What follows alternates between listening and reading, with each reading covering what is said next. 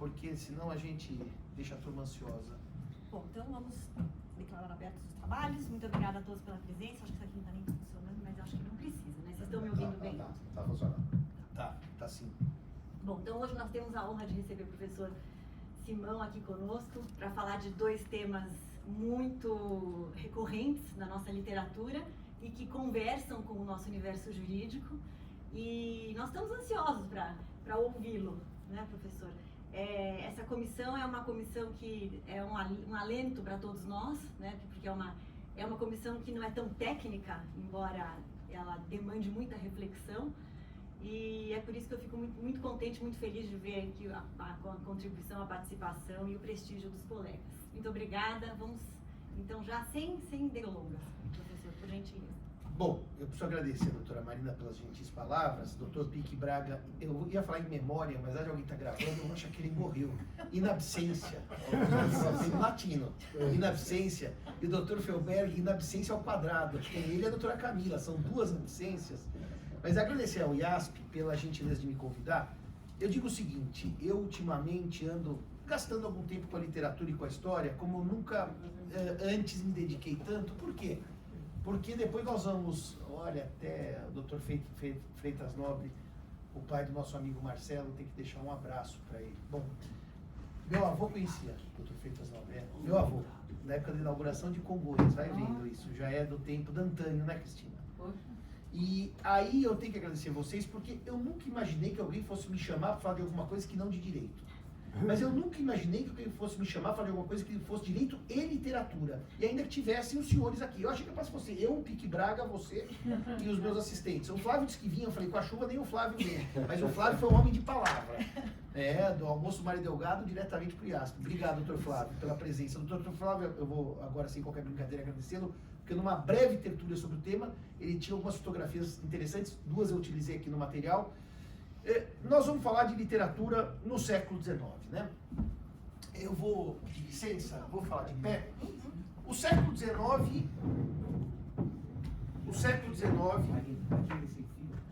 tem algum sem fio?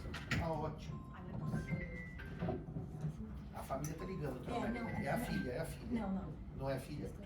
Então, o século XIX foi um século interessante, né? Foi um século de revoluções. Por quê? 1848, Primavera dos Povos, e o século XIX nunca mais foi o mesmo. Caiu a monarquia francesa, dos capetos que vinha desde, de capeto do século X. Caiu de maneira inexorável. Até houve aquela tentativa com o rei Luís Filipe, o rei burguês, durou poucos anos, Napoleão III, e a República Francesa veio para ficar. A Espanha, que tinha tido uma monarquia longevíssima, pelo menos desde 1492, o casamento de Isabel e Fernando, cai a rainha, Dona Isabel II, assume o primo Dom Carlos e cai e vira república em pleno século XIX. Um susto. A França, uma monarquia longeva, agora república. É o Dr. Felberg? Sou eu mesmo. Tá mais jovem, hein, Maurício? Alegria vê-lo, viu? Eu já te agradeci na absência, agora agradeço em presença. Muito obrigado pelo convite. Dá licença. Boa noite, boa noite. A Itália, passando por um movimento de unificação, nunca mais foi um conjunto de reinos e repúblicas e passou a ser um país. A Alemanha nunca mais fez um conjunto de reinos, ducados e passou a ser um país. E a nossa velha e boa Portugal passava por guerras dinásticas das mais horrendas. Porque, como os senhores e senhoras sabem, nós tivemos Napoleão e depois de Napoleão a história nunca mais foi a mesma. Apesar de o Congresso de Viena ter mandado retornarem as fronteiras dos países ao tempo pré-Napoleão, até hoje a Espanha e Portugal têm uma briga histórica, se os senhores não sabem, com a cidade de Olivença. Olivença é uma cidade que era tecnicamente alentejana, mas como ela fica à margem direita do Guadiana, olhando o mapa de cima para baixo, ela ficou espanhola. E os espanhóis não devolveram. E até hoje, todo ano, os portugueses mandam uma carta, devolve. Os espanhóis dizem, não devolvo. Devolve, não devolvo.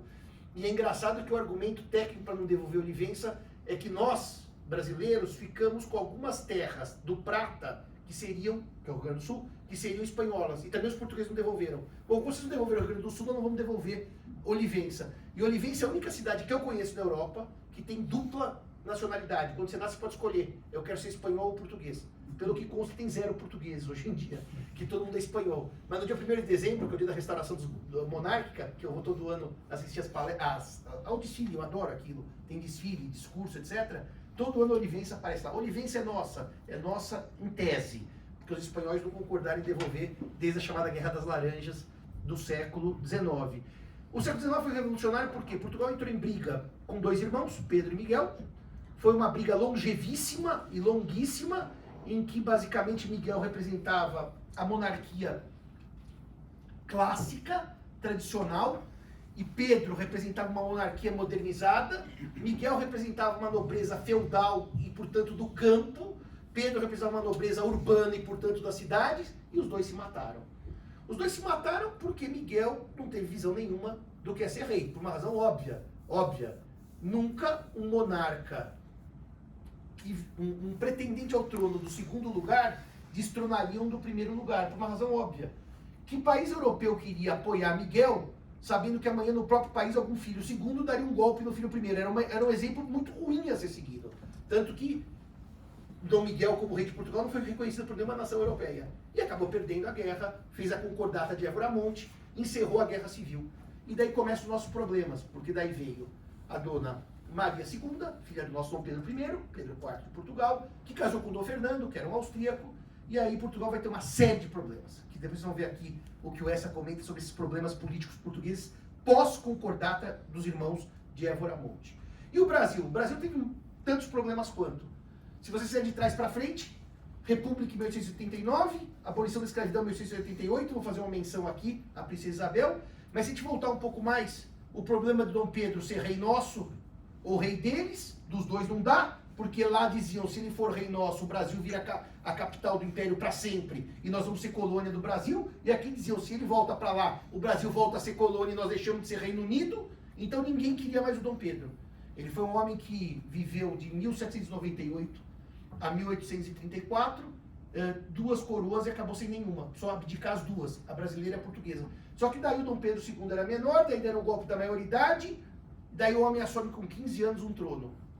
O golpe não foi exatamente um golpe da maioridade. Foi uma antecipação de maioridade e que para a história entrou como golpe. Sim, mas há um fato de que ele não poderia com 15 anos ser rei. Sim. De jeito nenhum. Mas houve um consenso, não é, professor? Houve um consenso porque precisavam salvar o Brasil de Portugal. Mas a maioridade, na verdade, Dom Pedro II foi um grande problema. Primeiro que Dom Pedro II não nasceu para ser imperador. Ele nasceu para ser um cientista, um literato, um escritor, que ele era um gênio absoluto. E segundo que ele era extremamente infeliz no casamento. A Teresa Cristina, quando chegou, ninguém queria vir para o Brasil, o senhor sabe que isso é histórico, porque o Dom Pedro I queimou o filme. Eu não gosto nem de dizer isso, queimou o filme feio.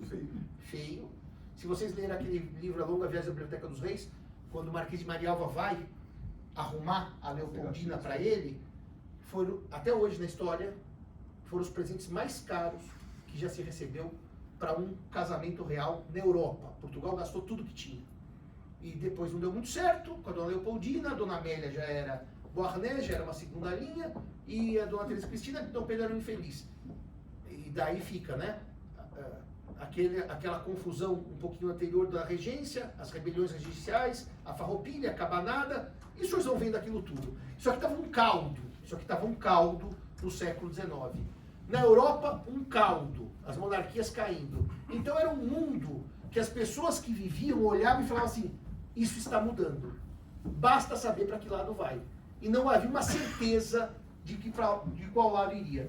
E aí, o Essa de Queiroz e o Machado, eles têm uma coisa muito curiosa, porque eles são 2 escritores, o Machado aqui que eu vou tratar é o realista, não é o da fase romântica, e aí a Garcia, a Mão e a Luva, Ressurreição, como o Guilherme lembrou hoje. Eu falei, não, o primeiro livro é Mão e a Luva, não, o primeiro livro foi a Ressurreição. Eu, agora, na pandemia, reli todos os romances do Machado e todos do Essa. Eu fiz maratonei, como eles dizem nas séries, né? Sim. E o Machado, um homem de família humilde, um homem que claramente era um mulato, né? Um homem que nunca saiu do Brasil. Aliás, a biografia dele diz que ele nunca saiu do estado do Rio de Janeiro. O máximo que ele conheceu foi Nova Friburgo, quer dizer, era um homem que tinha uma vida extremamente modesta, basicamente um funcionário público e basicamente um homem que era um self-made man. O Essa é exatamente o contrário. O Essa teve um problema no nascimento, que a mãe dele era casada com outra pessoa, ele ficou um amátrida, não apátrida. Ele ficou sem mãe por um tempo, até que a mãe morreu o marido, ela pôde casar com o pai, e ele foi criado pelos avós. Mas o Essa tinha uma questão com o pai. O pai já era juiz. O pai já era de formação de Coimbra. O Essa já frequentou Coimbra, que, como disse o Dr. Flávio agora há pouco, era o centro de luz de Portugal. Ou seja, não era Lisboa, era onde se pensava Portugal, era em Coimbra. O centro do poder podia estar em Lisboa, mas o centro do conhecimento já fora deslocado para Coimbra. E para quem não sabe, a faculdade não nasceu em Coimbra, ela nasceu em Lisboa, na Rua dos Estados Gerais, para quem conhece Lisboa, na Ufama. E aquilo foi levado por Dom João III para Coimbra e de lá não mais voltou. Mas na verdade, então, a Faculdade de Direito de Coimbra é Lisboeta no nascimento e Coimbrã por uso capião, porque está tantos anos lá em Coimbra, desde Dom João III, né? O avô do Dom Sebastião. O Essa, portanto, foi um homem que passeou, andou pelo mundo. O Essa teve em Cuba, o Essa teve em Inglaterra, tanto que um dos livros mais interessantes dele, que eu reli recentemente, são as Cartas de Inglaterra, em que ele vai posicionar Portugal de todos os problemas que a Inglaterra vivia no século XIX, políticos. Então, é uma história da Inglaterra narrada por um português para portugueses. Claro que tem uma série de detalhes do século XIX que a gente perdeu, mas em grandes linhas ele trata da questão do Disraeli, da questão da Rainha Vitória. Como vocês sabem, a Rainha Vitória, depois que enviou do Príncipe Alberto, ela saiu da vida e deixou o governo na mão do primeiro-ministro. Mas são duas pessoas muito distintas, inclusive com visão de mundo distinta, com formação distinta. Um estava no centro das luzes de Portugal e o outro estava no Rio de Janeiro, que era o que tinha de melhor na colônia, mas estava muito longe de ser algo como uma cidade europeia. Tá? Que era o que tinha de melhor na colônia, mas estava muito longe de ser uma cidade moderna. Vocês vejam, o Largo de São Francisco é de 1827, né? Ou seja, a Faculdade de Direito de São Paulo tinha 12 anos. São Paulo era uma vila, e ficou por vila há muitos anos. Ainda o Rio tinha alguma questão por conta de ter sido corte, de sido capital do Império, até o Dom João voltar para Portugal. Então, o Machado é o nosso. Ele casou com uma mulher chamada Carolina Novaes, que era portuguesa, que curiosamente Carolina é o nome da mãe do Essa. Ele se tornou o maior nome da literatura brasileira de todos os tempos. Aliás, isso hoje é inconteste. Só fazer um parênteses rápido. Os senhores devem ter acompanhado o último fenômeno machadiano, que foi aquela americana, que é uma social influencer, que leu o Memórias Póstumas de Brás Cubas e transformou aquilo no ápice. Ela fez elogios que eu nunca vi alguém em língua inglesa elogiar a literatura brasileira daquele quilate. E tanto que ela fazia por países, letra A, B, C, B era o Brasil, que ela estava lendo, e ela chegou na letra E, que eram os 5 primeiros países, assim, o Machado, Memórias Póstumas, bate tudo que eu li até hoje. Ou seja, ela fez um praising do Machado, que nunca o Brasil talvez tivesse tido tanto reconhecimento externo. O Machado é tão importante, você veja, viveu pouco, 69 anos, mas ele é o escritor brasileiro mais traduzido para idiomas, evidentemente, que eu conheço: inglês, francês, espanhol. Na França, onde o Dr. Flávio não assiste esse tipo de série, eu sei disso, peço desculpas, mas a doutora Marina certamente já viu Emily in Paris. O Dr. Flávio nunca viu isso e nem sabe o que se trata e nem exigiria isso dele. Não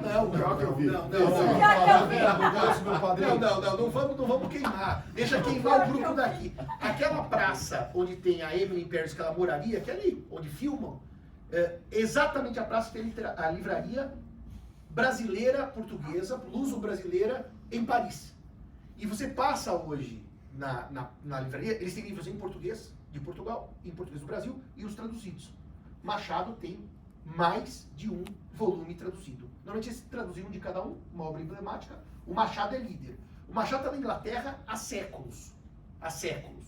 Agora, esse ano de 2024, na minha ida durante a Páscoa a Londres, eu voltei na Waterstones e eles traduziram mais coisas. Ou seja, o Machado que já tinha o Dom Casmurro e Memórias Póstumas, hoje tem 6, 7 obras traduzidas para o inglês a preço daqueles pocketbooks, portanto, preço muito acessível. É o nosso escritor por excelência. A minha professora de francês já falecida dizia mestre Machado, porque Machado é um só e ele é mestre. Por isso que ele presidiu a Academia Brasileira de Letras e é a cadeira número 1 dos fundadores. O Essa viajou muito, mas o Essa tinha um problema. Ele precisava competir com escritores de muito renome em Portugal. Ele basicamente competia com o maior romântico de Portugal, que era o Camilo Castelo Branco, que escreveu nada menos do que 88 livros. Por quê? Porque o Camilo precisava da paga. Aliás, o Camilo lembra muito o Balzac. Precisava de dinheiro, então tinha que ter remuneração. Então ele escrevia, faltava dinheiro e continuava escrevendo. E ele era aquele tipo folhetinista, que ia publicando os folhetins por capítulos. Então as pessoas esperavam a semana seguinte para ver como é que a história dele ia. Hoje eu ganhei do professor Moreno as 88 obras, mas são livros que não passam desse tamanho. Mas são 88. E ele é o símbolo do romantismo português. E o Essa é o símbolo do realismo português. Morreu em Paris. Morreu jovem também, vocês viram. Um morreu com 69 anos, um com 54. E deixou como legado a obra principal do Essa, não há dúvida, é a obra que se chama Os Maias. Os Maias é hoje, para os portugueses, a obra do Essa por excelência. E por que eu digo isso? Porque é a obra que todos os portugueses leem entre 12 e 13 anos na escola. Eles têm que ler Os Maias. Imaginem 12 e 13 anos lendo uma história do século XIX, em que o Essa, para descrever a casa do Ramalhete, ele gasta 35 páginas. Imagina hoje em dia, que os jovens não gastam 35 segundos. 35 páginas para descrever o Ramalhete. Foi no ano de 1875 que os maias chegaram à rua de São Francisco, na casa de janelas verdes chamada Casa do Ramalhete. E que tem um incesto como mote. Então, 13 anos eles leem um livro sobre incesto. E eles leem um livro sobre incesto, Dr. Flávio, que se chega num certo momento da obra, e o Carlos tem a visualização de que ele está com a própria irmã, que é a Maria Eduarda, ele disse, bom, já estou aqui mesmo, vamos seguir transando. Quer dizer, não é só que ele tem uma descoberta que gera homogeniza, ele tem uma descoberta tão para tudo, e segue transando com a irmã. Isso é a parte mais chocante. O Essa era um grande crítico de costumes, como nós vamos ver agora. Bom, o Dom Casmurro, é o terceiro romance da fase realista, né? Tem o Memórias Póstumas, o Quincas Borba e o Dom Casmurro. Ele tem uma diferença para os outros, isso no meu livrinho da Scipione dos anos 80, já dizia, ele foi publicado de uma vez só, não é aquele de fascículo, que você vai comprando e vai descobrindo a história. Ele já é um livro que saiu como livro, saiu publicado, tá certo? E essa americana diz que é a mais bela joia que os brasileiros possuem e é digna de inveja. Isso dos anos 80, tá? Tá aqui na edição da Scipione. Hoje, aquela senhora que eu não sei o nome, transformou o Machado, por causa do Memórias Póstumas, num grande autor. O Primo Basílio, de 1878, movimento realista, e é uma grande crítica. O Essa tinha dois problemas, a burguesia e a igreja. Ele adorava detonar com as duas coisas, com a burguesia e com a igreja. Com a igreja, o Essa é talvez o mais anticlerical dos autores em língua portuguesa. Ele não perde a chance de destruir um padre. Pra vocês terem uma ideia, na correspondência de Fradique Mendes, quando o Fradique se corresponde com a madrinha dele em Paris, que é a Madame de Joire, ele diz assim, vamos falar do padre Salgueiro. O padre Salgueiro, de padre não tinha nada. Era um funcionário público, batia ponto, prestava as contas ao governo, trabalhava muito bem. E do céu? Ele só tinha uma preocupação sobre o céu, se ia chover ou não. Nenhuma outra. Religiosa nenhuma. É assim que ele define o padre Salgueiro. E é obviamente que o padre que ele mais destrói é o Amaro. Que é o contrário do que os que não leram a obra acham, que o crime do padre Amaro é quando ele mantém a relação ilícita com a Melinha, que ele está hospedado na casa da mãe dela e dela. O crime do padre Amaro é muito mais brutal do que isso. Quem parou até no respeito do romance não chegou no final. O crime do padre é muito mais brutal do que isso. O padre chega para Amélia e obriga a Amélia a dar a criança recém-nascida para uma papa-anjos. Uma senhora que matava as crianças recém-nascidas. Ele obriga a Amélia a dar a criança. E a hora que ele dá a criança, a Amélia morre de tristeza, a criança é morta, e onde termina o padre Amaro? Um lugar que o Dr. Pique Braga gosta muito, no Chiado, em Lisboa. Discutindo a política portuguesa e sua próxima promoção. Sendo que seu filho foi morto, a mulher morreu, e ele estava no Chiado tomando um biqueire é italiano, né? Tomando uma tacinha e discutindo a sua promoção. Esse é o padre Amaro, né? Que começa, no ano tal, o cônego de Leiria morreu de apoplexia. Eu nunca soube o que foi apoplexia, nunca estudei, mas deve ser uma morte terrível, né? Eu imagino que a pessoa vai explodindo aos poucos, mas não deve ser isso, mas morreu de apoplexia. Bom, então o Essa é um crítico de costumes. O Essa é um crítico do século XIX. O Essa é um irônico por excelência. Mais irônico que Machado. Por isso que o Essa é mais difícil de ler. Porque a ironia no século XXI morreu. Todo mundo que é irônico hoje é tido por politicamente incorreto. Então a ironia morreu. E com a ironia morreu a beleza da linguagem, morreu Essa de Queiroz. Quem não é irônico não lê Essa. Aliás, o tratado sobre a ironia do Essa é o Conde de Abranhos, que é aquele famoso deputado que é o maior gênio da história de todos os deputados e que nunca abre a boca. Então eles esperam o livro inteiro e falar alguma coisa, porque ele é tão genial que ele não fala, de tão genial que ele é. Ele só faz e todos os jornais ressalvam a genialidade dele em fazer intervenções durante os discursos. É o gênio da ironia. Bom, vocês vão ver que o Essa vai construir uma personagem, eu vou falar já do Bentinho, uma personagem que é a Luísa, uma personagem que é a Juliana, são as duas mulheres do romance, um personagem que é o Basílio e um personagem que é o Jorge. O Dom Casmurro, eu vou, de vez em quando, vou dar algumas pistas das minhas conclusões, se, evidentemente, vocês vão querer saber, talvez ao final, se a Capitu traiu ou não traiu o Bentinho. Então eu vou dar algumas pistas. A primeira pista está nesse slide. Bentinho, ele é Bento Santiago. Esse é o nome dele completo. Ele não é só Bento, ele é Bento Santiago. Santiago, Sant, mais Jacobus, Iago. Né? Do latim houve um roubo de sílaba, porque o Sant foi para lá. Então ficou Santiago, que é o St. James. Né? Jacobus, do latim Jacó. E se ele é Santiago, ele tem um lado sacro, mas um lado diabólico. Por quê? Porque ele tem Iago no próprio nome, e nós vamos ver por quê, e vocês já sabem qual é o problema do Iago da ópera Otelo. Ele pretende, na velhice, reescrever a sua juventude. E o problema de reescrever a juventude, o que eu deixei aí, era o mesmo problema do Da Vinci com a Mona Lisa, né? Por que a Mona Lisa está na França? Os franceses roubaram. Não, os franceses não roubaram nada. O Da Vinci carregou ela embaixo do braço, deixou embaixo da cama, morreu no Vale do Loire e o Amboise. E tem aquele quadro muito legal do rei Francisco I visitando o Da Vinci. Eu esqueci o nome do pintor, mas eu tenho o quadro. E aí o quadro fica para o namorado dele que vende para o rei. Então, portanto, a Mona Lisa não foi roubada em nenhum lugar. Ela era de um pintor que vendeu para o governo francês, para o rei da França. E o Bentinho não consegue acabar a obra porque, no fundo, ele quer atingir a perfeição. E a memória dele é traidora.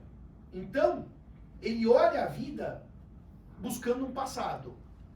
E daí eu pus a metáfora que eu vi outro dia no Noites Gregas, que é perfeita. O passado é uma escrita em pedra ou uma escrita em cera? Né? Em pedra ele é imutável. Em cera você pode apagar. E no fundo a lição da tabuleta de cera é que se o passado não muda, seus olhos sobre o passado podem transformá-lo. Não o passado, mas como você enxerga o passado. E é esse o grande drama do Bentinho. Ele precisa enxergar o passado de uma certa maneira e nós vamos ver o que acontece. Esse drama pessoal. O Basílio, ao contrário do Bentinho, é uma personagem transparente. Ele é um dandy, ele quer aproveitar a vida ao máximo. Ele é um sujeito descompromissado. Ele é um sujeito que a família quebrou. Ele tinha lá uma pequena quinta em Sintra, tomava vinho de Colares, quer dizer, mal não era. Quebrou, fugiram para o Brasil. Fugiram para trabalhar. E ele volta rico. Com nenhuma preocupação financeira. A única preocupação dele, eu vou mostrar no outro slide, é Carpe Diem. Eu usei muitas fotos que eu pedi para o Anf procurar, da série da Globo. Quem não assistiu vale muito a pena. Esse aí era o Marcos Paulo, que fazia o papel do Basílio na série da Globo. Bom, e qual é então o grande problema da interpretação das duas obras? Machado, quando começou na sua fase romântica, Ressurreição, Mão e a Luva, ele usa um narrador impessoal, que é um narrador de terceira pessoa. E se ele é impessoal, ele é onisciente. Ele está vendo e ele nos conta o que está acontecendo. Dificilmente o narrador em terceira pessoa nos engana, porque ele está narrando o que ele está vendo. Ele pode ser até um certo sacana, como o Watson, que de vez em quando esconde as provas para o Sherlock Holmes chegar no resultado. Agora, o narrador em primeira pessoa, ele é eminentemente um traidor. Ele é um sujeito que está lá para passar a perna no leitor. E quem não sabe disso, quem acha que o narrador em primeira pessoa é onisciente e não é, ele é verdadeiro e não é, leiam, para mim, o melhor livro de mistério de todos os tempos, que é da Agatha Christie, o chamado O Assassinato de Roger Ackroyd, que ele narra o romance em primeira pessoa e o final é absolutamente incrível. Para você ver como você nunca deve confiar no Bentinho, que é ambíguo, que ele se confunde com a própria história, ele tenta narrar o que ele viveu, Mas nem tudo é claro, nem na vida, nem nos livros. É ele que afirma ao leitor. Enquanto o essa narra a vida da Luísa com seu amante, o primo, para um narrador onisciente. E que vai dando os detalhes. E que ninguém tem dúvida que Luísa ficou com Basílio e manteve uma relação extraconjugal. Isso não é posto em causa no livro. Eu citei a mão e a luva aqui, porque o Miguel Matos vai fazer naquele livro dele, Código Machado, a conclusão se Capitu traiu ou não traiu. Então eu trouxe exatamente a diferença entre o narrador machadiano do romantismo, que é onisciente, e do realismo, que nesse caso é a primeira pessoa, e portanto ele confunde a realidade com a própria vida. O Bentinho tinha uma verdadeira fixação pela ideia, certo? De fechar, apertar os olhos e concluir os ofícios. A obra inteira é de conclusão, de fechamento, de encerramento. E tem aquela frase linda que eu vou pôr daqui a pouco, que é atar as duas pontas da vida. O Basílio não. O Basílio, ele começa numa Lisboa, que é a Lisboa de quem já foi para Lisboa em julho. Aquela Lisboa caótica, aquele calor em que não há ar que se mexa. O calor é tão modorrento que os próprios canários dormem na gaiola. E a única coisa que você ouve são moscas zunindo no açúcar. É um calor que naturalmente nos inebria, porque ele é um calor insuperável. Esse é o tempo do Basílio. E portanto, o que a gente vai fazer? Ele vai dizer, curtir a vida. E a Luísa, nós vamos ver o que ela faz durante esses dias modorrentos. É muito interessante, também vou dar uma outra dica literária, existe um escritor em língua italiana, mas que mudou-se para Portugal, morou em Portugal, casou com uma portuguesa, tem filhos portugueses, falava português perfeitamente, e hoje está enterrado no Cemitério dos Prazeres. Ele é um dos maiores autores que morou em Portugal sendo italiano. Ele chama-se Antônio Tabucchi, não é Trabucchi, é Tabucchi. O Tabucchi, ele escreve um livro em língua portuguesa, um só. Sempre escreveu em italiano, traduzido para português. O livro mais famoso dele virou filme com Mastroianni, chama A Firma Pereira. É filme antigo do Mastroianni. Mas ele escreveu um livro chamado Requiem, que é uma relação dele com o pai morto. E esse ele escreveu em português. Ele disse, esse eu pensei em português, senti em português e deixou escrito. E começa num dia quente de verão em Lisboa. Então todo mundo que já passou por aquilo sabe. Parece que o tempo para, porque o ar não circula e todo mundo dorme. Está todo mundo com preguiça. Essa modorra da Luísa se opõe ao carpe diem do primo, que estava chegando de Paris. Não tinha lugar mais divertido para se estar no século XIX com dinheiro do que em Paris. Bentinho e Luísa são personagens presos ao destino. O Bentinho tem uma crença absoluta de que ele precisa narrar o passado para chegar no destino, que era ser traído pela Capitu. Ele tem essa certeza. E a Luísa tem uma outra certeza, que a vida dela precisa de alguma alegria, e que ela vai arrumar essa alegria onde quer que seja. Se vocês fizerem a conta de idade da Luísa, a Luísa narra a história narrada sobre a Luísa, ela está com 25 anos de idade.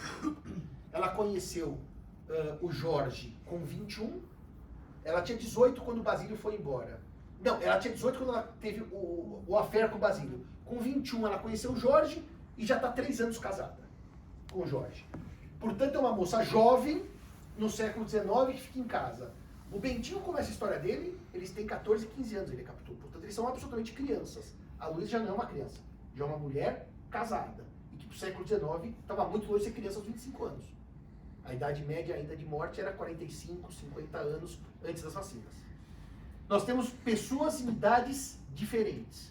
E aí, o Bentinho, como observador da própria vida, ele vai tentar unir a infância dele, que foi onde ele conheceu o Capitu e começou o romance, que é a casa de Mata-Cavalos, com a casa do Engenho Novo. E na casa de Mata-Cavalos, a casa do Engenho Novo reproduz a de Mata-Cavalos. E ele traz aqui as personagens que ele vê, porque tinham bustos na sua casa, Dr. Cássio, alegria redobrada, que são César, Augusto, Nero e Massinisa.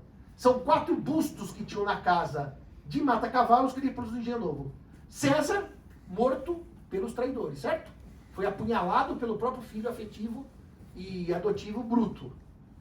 Nero atraiçoou o povo romano tacando fogo em Roma e culpando os cristãos. César foi vítima da traição, Nero foi o traidor do povo romano. Vejam como nos detalhes arquitetônicos, Bentinho já desenha a traição sem falar da traição.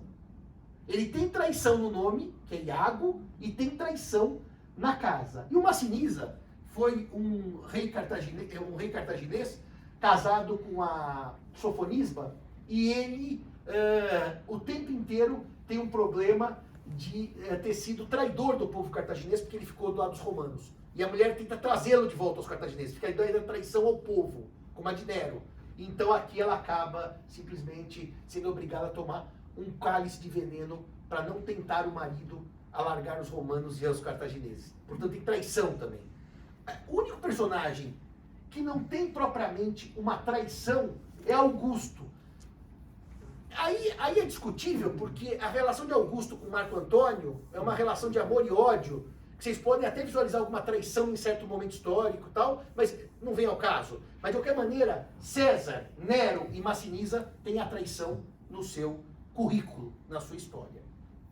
Bom, como ele quer atar as duas pontas da vida, ele diz que... Ele começa o romance dizendo, não deu certo, eu não consegui. Pois, Senhor, não consegui recompor o que foi, nem o que fui. Ou seja, ele fracassou. Bentinho é um fracassado. Ele tentou primeiro copiar uma casa na outra, depois reescrever história. Ele diz que a casa ainda saiu bem, a história ele não conseguiu. Então ele se assume uma personagem amargurada e fracassada na sua missão de atar as duas pontas da vida. E aí, né, nós temos o Bentinho com 15 e a Capitu com 14. Qual que era a idade núbio no século XIX? Era essa, 13 e 14 anos, muito parecido com o direito romano. A mulher, quando menstruava, normalmente tinha a idade núbio garantida. A ideia de casamento infantil, como se vê hoje, era totalmente ignorada no século XIX, mesmo porque como a vida era muito mais curta, em termos de etar, não tinha pessoa muito velha, né? Eu hoje estava dizendo, incrivelmente, fui fazer barba, eu fiquei com medo, doutor, falou que eu estava com uma barba muito cerrada, o senhor se assustar, falei, não, eu vou fazer barba. Daí fui no barbeiro, e o barbeiro estava discutindo uma coisa interessante, né? Sobre múmias. Eu não sei sobre múmias. E sobre a questão das múmias, etc, né? Ele falou, o senhor já foi no Egito? Eu falei, já fui. E o senhor viu a múmia assim de perto? Não, vi. É impressionante, né? Tem um lá que parece tanto o Geraldo Alckmin, o Ramsés II, sabe aquele que está com aquele cabelinho aqui de lado? Eu falei, é verdade. E é impressionante que ele é um pouquinho mais velho que o Geraldo e está tão bem conservado, porque o Ramsés está sorrindo pra gente, né? Não são todas as múmias caços que sorriem, mas tem algumas que ainda sorriem. Tem umas múmias que a gente quer distância. Mas de qualquer maneira, por que ele falou isso? Porque ele cismou que algum amigo queria ser embalsamado. Eu falei, mas isso é uma loucura. Não existe, isso tem técnica para isso. Vai pro fundo. Bom, deixa isso pra lá. De qualquer maneira, eram crianças, mas que não eram crianças, porque tinham idade núbio já para casar. E, portanto, era um casal de jovens apaixonados e nenhum problema tinha, aos 14 ou 15 anos, uma relação afetiva. Ou seja, muito diferente de hoje em dia, que a gente também sabe de crianças que namoram, mas não tem idade núbio aos 14 anos. Né? A única idade núbio que nós tínhamos, a exceção à idade núbio dos 16 que nós tínhamos, era da gravidez, que foi revogada pelo governo Bolsonaro em 1517 do Código Civil. Hoje, antes dos 16, ninguém se casa. A Capitu é tão geniosa, eu pus aqui uma pintura lá da Tate Britain, que é essa luxúria do padre em tentar atacar a carne porque está faminto, que quando ela descobre que a mãe do Bentinho, a Dona Glória, insistia na promessa de mandar ao seminário, que foi a promessa que ela fez, para que ela engravidasse, para que nascesse o Bentinho, já que ela não conseguia ter filho, a Capitu reage de uma maneira irada. Ela fala, beata, carola, papamissas, quer dizer, a Capitu tem personalidade desde o início da obra. Ela já entra com personalidade. A Luísa já entra como aquela mulher que fica em casa, lendo o diário de notícias, tecendo, esperando o calor, porque continua calor, e fala pro Jorge, Jorge querido, você vai sair? Claro, eu queria sair, era um domingo, ele não ia ficar em casa, e ela ia ficar em casa. Faz um favor para mim, Jorge, vai lá na Baltresc, traz uns sonhos para mim, uns doces. E ela não pensava em sair de casa no domingo, porque não era função da mulher. Ela ficava em casa, sem fazer absolutamente nada. Essa é a crítica da burguesia. Era uma burguesia fútil. Ele saía, ele encontrava os amigos e ela ficava em casa. Tudo que ela podia fazer? Acariciava a orelha e no movimento lento e suave dos seus dedos, 2 anéis de rubi, miudinhos, davam titilações escarlates. Ou seja, é o auge do não fazer nada. É o auge da não perspectiva de vida. Por isso que Luísa é uma mulher enfadada, porque ela só tem 25 anos, ela não conheceu o mundo e ela está lá esperando o marido trazer os docinhos que ela pediu da Baltresque. Que, aliás, a Baltresque é uma confeitaria que fechou em Lisboa. Ela ficava na chamada Rua do Chiado, que hoje não chama Rua do Chiado, chama Rua Garrett, que é a Rua da Bertrand.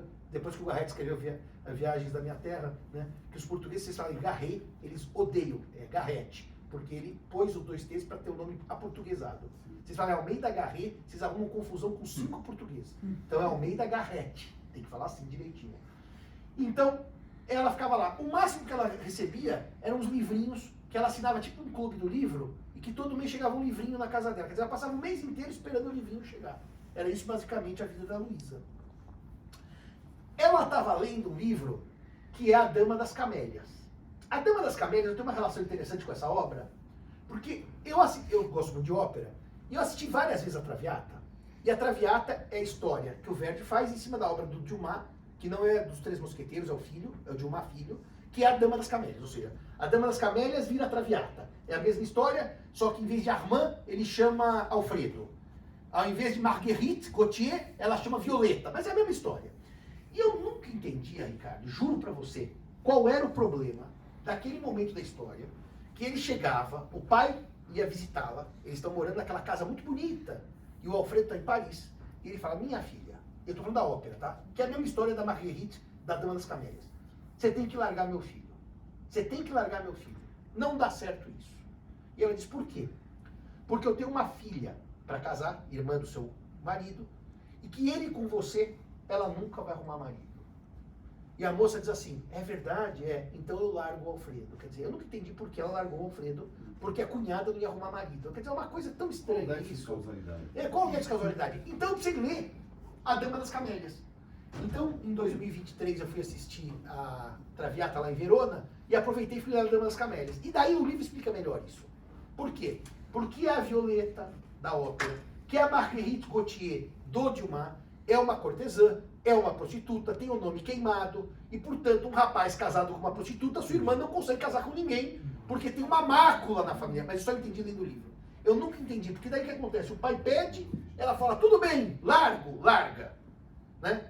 E daí, tá lá tuberculosa, que a ópera só tem 2 fins, né? Ou morte ou muitas mortes. Ela tá lá tuberculosa, e ele chega, o Alfredão, e fala, querida, eu já soube de tudo. Você não quis me largar. Você quis me largar porque papai pediu. Vamos nos reconciliar. Ela fala, vamos. Ela dá um suspiro e morre na reconciliação. O que é lindo. O que é lindo. Você imaginar que eles se encontraram o amor nos 30 segundos finais de vida. É um pouco broxante, mas é lindo. Podia ser pior. Ele podia chegar para se confessar, ela já tinha morrido. Nem isso. Claro que poderia ser pior. Poderia ser muito pior. Então, a Dama das Camélias era a literatura exatamente da mulher que não tinha nada na vida e sonhava em ser uma cortesã, sonhava em ter amor, sonhava em frequentar a corte, sonhava em ter dinheiro. Aliás, quem viu a ópera sabe que aquela área famosa, Libiamo, tá onde? Numa festa na Casa Flora. Então era uma mulher que tinha uma vida social encantadora. Era uma cortesã. E a Luísa, no verão de Lisboa, lendo o livro e dedilhando o piano.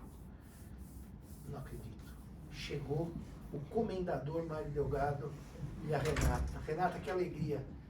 O Mário Delgado, eu tenho que fazer uma nota aqui, antes de prosseguir, que ele ia ser citado na palestra inteira. Como ele atrasou, eu não vou citá-lo tanto, mas eu tenho que dizer que, inclusive, quando eu fizer agora o caminho da Luísa para chegar em casa, é o caminho que o Mário Delgado vai acompanhar aqui de Lisboa. Bom, Marguerite desiste de Armand, por quê?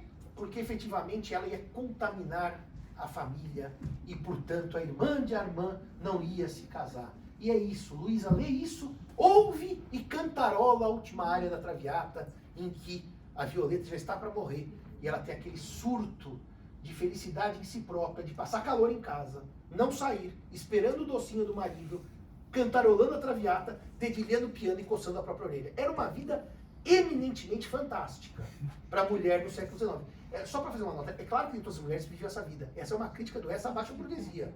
Isso não é um papel real de toda mulher. Isso é um estereótipo da baixa burguesia do século XIX em Portugal. Portanto, ele constrói a Luísa absolutamente caricata.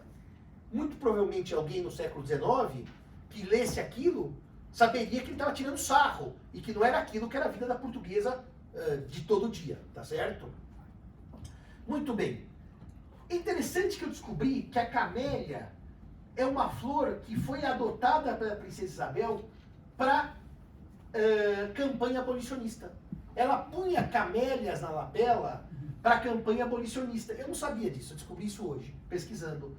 E, portanto, a camélia não é uma flor necessariamente vã ou fútil. Eu até achei que era uma flor assim... Por que a Violeta Gautier é a dama das camélias? Porque ela sempre saía com uma camélia. Qualquer lugar que ela ia, na Ópera de Paris, nas casas, ela ia com uma camélia. Eu até achei, obrigado Maurício, que a camélia eventualmente simbolizasse uma flor da vida, mundana, mas não é isso não. No Brasil, a camélia é símbolo da luta anti-escravidão, anti-escravagista e, portanto, é uma flor que tem o seu valor histórico. Tá? O primo Basílio, ele vai mostrar para Luísa um lado da vida muito romântico. Ele viajou, ele conheceu o mundo, ele esteve na Palestina, ele esteve em Paris, ele viveu a Paris do século XIX, enquanto o passeio público de Lisboa, é onde hoje é a Avenida da Liberdade, eles destruíram o século XIX. Lá era o passeio público. O que era o passeio público? Quem é do interior sabe, homens de um lado, mulheres do outro. Era literalmente a caminhada do domingo à noite. Ele diz, esse passeio público é um horror. Eu estava em Paris, as mulheres e homens de caleche, todos chiques. Isso aqui só tem poeira e povo. É um horror isso aqui. E ele vai contando isso para ela e ela vai se entusiasmando. Ela pensa, bom, mas se eu tivesse estado com ele, eu tinha que mudar para o Brasil. Para o Brasil. Pior do que eu estou hoje com o Jorge, pelo menos estou em Lisboa. Lá no Brasil ela conclui, o que eu teria vivido? Coqueiros, embalada numa rede, cercada por negrinhos, vendo papagaios. Pelo amor de Deus. Tá bom, a minha vida é péssima, mas seria pior no Brasil. Ela vai tentando compensar as suas insatisfações olhando o pior da vida. O problema é que Basílio é um sedutor. E a Leopoldina, que é amiga dela, que é a antítese de Luísa, que o Jorge, que esse aí o Tony Ramos detesta, ela é uma mulher que teve vários amantes. Uma mulher que viveu a vida. Uma mulher que o apelido dela é pão e queijo, porque todo mundo mete a mão, tanto no pão quanto no queijo.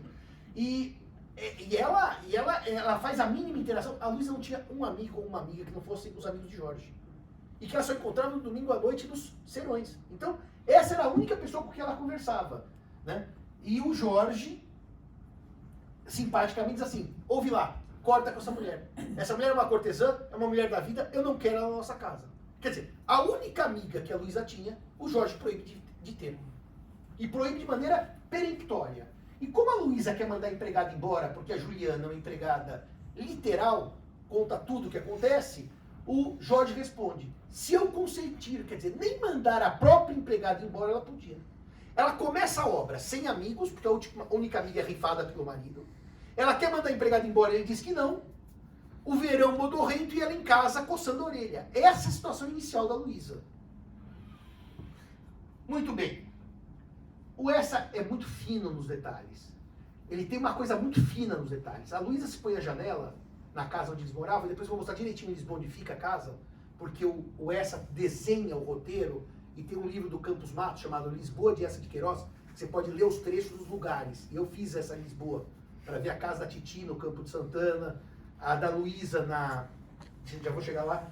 Ela põe a orelha na janela e ela ouve a Maria Callas, quer dizer, a música que imortalizou Maria Callas num realejo com sonoridade metálica, seca e tremida, que é a Casta Diva. que aquela Norma, a ópera Norma, ela é uma sacerdotisa do povo, como chama, mas estavam na Inglaterra antes dos ingleses, do povo celta, e os romanos invadem, e ela vai ter um problema com os romanos, então ela está cantando uma área sofrida.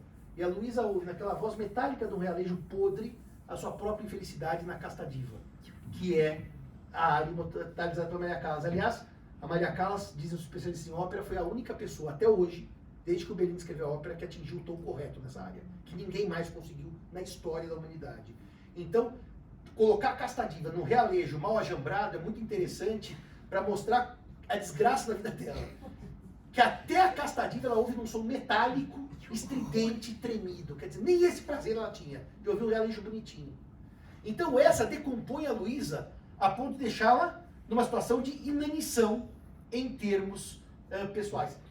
O Essa, como é muito contra a monarquia, como é muito contra o padre, ele cria uma personagem chamada Paula, que cantarolava a Maria da Fonte. Eu não sei se os senhores e senhoras sabem, o Mário Delgado certamente sabe, no dia 1º de dezembro, quando os portugueses comemoram a independência da Espanha, eles cantam o hino da monarquia, o hino da república, que é o atual, as armas, e eles cantam o hino da Maria da Fonte. A Maria da Fonte foi uma revolução popular do reinado da filha de Dom Pedro IV, a Dona Maria da Glória, em que houve um problema com o que seria o primeiro-ministro, que era o Costa Cabral. Exatamente isso. E qual que era a principal revolta deles, doutor Maurício, com o Costa Cabral? O Costa Cabral, ele lutava muito pelo poder, ele minava a Maria II, né? Ele tinha uma disputa política muito grande com o outro, que agora me esqueci o nome. Fontes Pereira de Mello. Exato. Que é a vinda da minha casa. Exatamente. E ele determinou, uma das coisas que o Costa Cabral determinou, foi que não podia enterrar mais em igreja, tinha que ir para cemitério. Sim. E os portugueses acharam aquilo um crime hediondo, imagine. Desde que nós somos povo, se enterra em igreja. Não é agora o senhor que vai vir de Lisboa para dizer onde que eu vou enterrar meus mortos. E houve uma revolução popular. Aliás, Portugal passou por duas, pela Maria da Fonte, passou pela Patuleia, sempre brigas muito grandes. E assim, a Dona Maria compensava entre o Costa Cabral e o Fontes.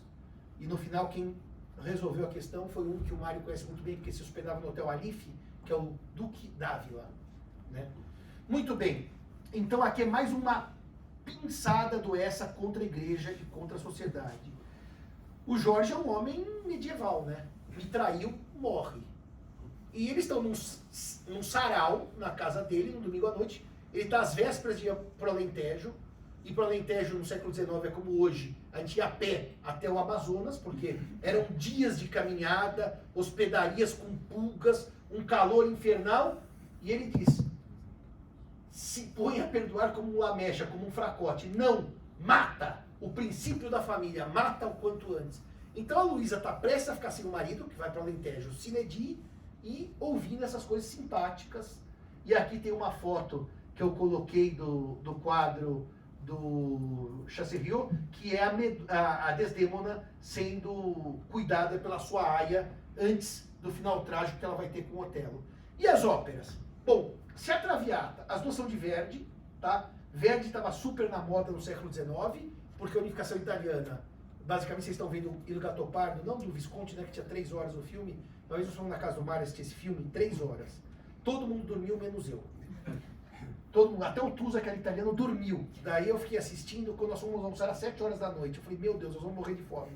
É porque o baile não acaba, né? O Visconti... O filme é de 1963. 63. Aqui no Visconti, diretor. E com Burt Lancaster, Alain Delon e como chama a linda? Cláudia Cardinale, que eu sou apaixonado. Um dia puseram uma foto dela e da Sofia Loren, eu falei, eu sou tão mais Cláudia Cardinale, mas ninguém aceitou. Eu fui voto vencido, né? Hoje tem outra bonita na Itália aqui, que eles põem sempre do lado, bom, não lembro mais. Mas de qualquer maneira, eu falava das óperas, né? O Verdi era o momento dele, porque ele incorporou, aliás, quem viu essa série do Gattopardo, assistiu 6 episódios, é Verdi o tempo inteiro, né? E você percebe, Hélio, como uma hora eles cantam, aliás, mais de uma vez eles cantam o Va Pensiero, que é a área dos escravos da ópera Nabucco, e que representava no fundo, porque Verdi, que ele escreveu na parede, era uma corruptela de Vittorio Emanuele, re d'Italia. Era uma forma de pôr o compositor, mas fazer campanha pelo Ressurgimento, né? Aliás, aquele museu que eu e o Mário visitamos em Turim realmente vale a pena, o Museu do Ressurgimento. E curiosamente, Mário, aquela sala do primeiro Senado italiano, ainda antes de conquistar Roma, tá na série. Você viu a série? Só dos três É exatamente a mesma sala que nós vimos. Portanto, eles fazem uma reprodução fiel do Senado italiano dos anos 1860. Mas como Verdi estava em voga, tanto essa vai para a Traviata, quanto Machado vai para o Otello, que são duas óperas de Verdi. Qual é a diferença? Na Traviata é uma mulher que abandona o amado porque o pai pediu que ia macular o nome da família. E sofre a ópera inteira chorando, esperando o amado voltar, e volta para ela morrer. No Otello é a história do Mouro e o Moro, que a vez que eu assisti Otello aqui, eu tinha uns 20 anos, estava um calor desgraçado, quebrou o ar do Teatro Municipal, o Moro foi derretendo, ele foi ficando azul, porque ele pôs muita maquiagem, tipo uma película azul, ele foi derretendo e o Moro virou marciano, porque ele era Moro e virou marciano ao final. Depois eu fui ver uma outra montagem do Otello horrorosa, com os planetas, uma coisa tão ruim que eu fechei o olho para não ver a montagem. Mas o Otello tem a área, talvez, dos barítonos mais interessante, que é Credo in un Dio crudele, que é o Iago que vai cantar quando ele faz aquela famosa manobra do Fazzoletto, que é o lenço, para incriminar Desdemona pela traição, que nunca ocorreu. E o Otello, como era o outcast, o Moro, o que já era o estranho da fita, cai na ideia de traição e mata Desdemona. E o Iago, já que não tem o eu, não tem a ele também. Portanto, é uma ópera claramente de traição. E quem é o Iago? O Iago é o mal da história. Aliás, sempre o barítono é mal. A não ser que o barítono seja o personagem principal, que daí ele pode ser mais ou menos mal. Que a ópera mais chata do mundo chama Fidelio, do Beethoven. E Beethoven é o melhor compositor que eu acho de todos os tempos. Talvez comparado com Mozart, mas a ópera mais chata é Fidelio. Mas tirando o Fidelio, ele é o mal, né? Do desenho animado, que está sempre fazendo a cabeça do Iago, do Otello, e portanto, Iago já é o símbolo da traição. É por isso que eu nunca entendi por que alguém põe o nome de Iago no filho. Eu acho que é desconhecimento histórico. Porque eu vejo os Iagos, eu tenho arrepio de Iago. Não é desconhecimento histórico, desconhecimento literário. Literário. Literário. Pelo menos não sabem que esse do Shakespeare era um sacana. E que fez até o Otello matar Desdemona. E então, o Bentinho, olha a segunda pista do Machado, ele é Santiago. Ele tem a traição no próprio nome. Ele tem a traição no próprio nome. Bom, o Jorge já começa com... Esse é o Teatro São Carlos lá em Lisboa, Mário. O Mário vai, se eu não falar agora, ele vai me mandar eu falar. Eu tenho certeza que ele vai fazer isso. Que eu tenho um hábito quando eu estou em Lisboa. Eu vou falar já, senão ele vai me sacanear no final da palestra. Então eu já vou abrir o jogo. Eu gosto muito de ler nos bancos aqui do São Carlos, desse lado. Porque aqui tem a parede, que sobe pro Café do Chiado, aqui ó, tem os bancos. E eu gosto muito de ler. De vez em quando, doutor Flávio, eu durmo. Eu durmo. E daí ele fala que eu sou um indigente, etc. Mas é verdade. No frio eu não durmo. No calor, sabe, Camila? Eu ponho um livrinho na barriga, um cafezinho, eu durmo, acordo e continuo lendo. Mas eu gosto muito do sábado. Se você um dia chegar no sábado e estiver lá dormindo, sou eu mesmo. Agora, o problema aqui é que o Jorge tá com um problema, né? A Luísa não tem filhos. E sempre a mulher que é culpada. Isso é óbvio. No passado do século XIX, a ideia do homem não poder ter filhos. Aliás, o homem que gerou mais problema por não poder ter filhos foi Henrique VIII, né? Precisou de 6. Né? Passarem 6 na mão dele. Apesar da Jane Seymour ter dado o filho homem para ele, e apesar da Catarina de Aragão ter dado o filho Henrique, que morreu muito cedo, né, Mário? Mas, então, pô, eu tenho uma mulher jovem, bonita, de 25 anos, já estamos há 3 anos casados, e não tem uma criança engatinhando pela casa. Quer dizer, se pelo menos ela tivesse um filho, né, ela podia fazer alguma coisa, mas sem filho. Continua coçando a orelha e dedilhando o piano. Quer dizer, não tem nada para essa mulher fazer na vida. Agora, existe um problema de classe. Eu reparei uma coisa, Ricardo, nessa leitura que eu nunca tinha reparado. O sapato da Capitu e o sapato da Juliana, a empregada da família, é do mesmo material. Chama Durac. Até eu fui ouvir no dicionário que era um tipo de sarja, grosseira, como se fosse uma estopa, que os dois usavam. Ou seja, a família da Capitu, cujo pai só é dono da casa que ganhou na loteria aquele meio bilhete, que senão nem a casa ele teria, certo? E a empregada do Jorge e da Luísa usa o mesmo tipo de sapato. Então, nas duas obras há claramente uma questão de classes. Os mais pobres e os mais ricos. E há um conflito. Tanto que a prima Justina chega uma hora da obra e ela fala... O Bentinho já está no seminário e ela fala assim: foi bom, Felipe, porque eu estava lendo, você desmarcou o lugar que eu estava lendo o livro, foi muito legal. E eu queria fazer uma leitura aqui, foi muito legal. Você literalmente desmarcou a página da prima Justina, que eu queria fazer a leitura. Eu agradeço muito o vexame que eu estou passando na palestra. Obrigado. Eu estou muito satisfeito com isso, viu? Muito contente. Pronto, notário e tal. Bom, mas uma hora a prima Justina fala assim, né? Quando o Bentinho está no seminário, e a Capitu começa a se aproximar da Dona Glória, a fazer o mise-en-scène para Dona Glória ficar amiguinha dela, ela fala assim, não se preocupe, o que tem que estar nas suas mãos, uma hora vai chegar. Quer dizer, ela mostra que ela claramente sabe que a Capitu tem interesse econômico na família. Porque afinal o pai era um pé rapado, afinal o Bentinho tem vergonha, quer dizer, o José Dias impõe ao Bentinho uma vergonha de sair com o Pádua. Mas eu sempre saí com o Pádua, mãe, naquele tempo você era criança. Agora você é um homem, como é que você sai com um homem desse? Tem que ficar longe. Ele é pobre e nós somos ricos. A Juliana é uma mulher pobre de maré de si. Ela cuida da tia do Jorge esperando o tal de um conto de réis de herança. E quando a tia morre, o que a tia deixa para ela? Nada. E ela vai ter que continuar jogando urinol pela janela. Porque a empregada no século XIX não tinha vida, né? A Luísa jantava a hora que queria. Tinha dia que meia-noite ela devia tomar um banho quente. Ela tocava o sininho e à meia-noite a empregada ia esquentar a tina. Esses são dois problemas do século XIX que a gente não pensa hoje. Tomar banho quente e tirar a urina de casa. Isso é um drama. Tanto que os escravos aqui no Rio de Janeiro Tigres, né? eram chamados de tigres por quê? Porque a urina caía nas costas e marcava em listra. Eles eram queimados por urina. Porque os dejetos eram um problema sério. Tirar dejetos e tomar banho quente. Essa série O Gato Pardo, não sei se vocês viram, o príncipe de Salina, o Fabrício, tá sempre tomando banho. Eu sempre fiquei pensando, mas de onde ele arruma tanta água quente? Tudo bem que na Sicília é um calor do campo, pode ser que ele tomasse banho frio para dar uma refrescada. Não, mas muita gente esquentava lá embaixo e subia com o balde quente para ir repondo a água. Né? E se pensar que os romanos já tinham água quente, que vinha do solo, que eles esquentavam de baixo, os ricos romanos tinham água quente do solo. Os ricos no século XIX não tinham água quente, quer dizer, para mostrar como a humanidade nossa mente evolui, né? Às vezes evolui. Bom, mas enfim, aí vem a frase, que é a frase que para mim é aquelas que marcou a minha infância. O José Dias vai dizer pro Bentinho, você já reparou nos olhos dela? São assim de cigana, oblíqua e dissimulada. Oblíqua e dissimulada, por isso que eu pus esse rapazinho olhando de lado, ele está oblíquo.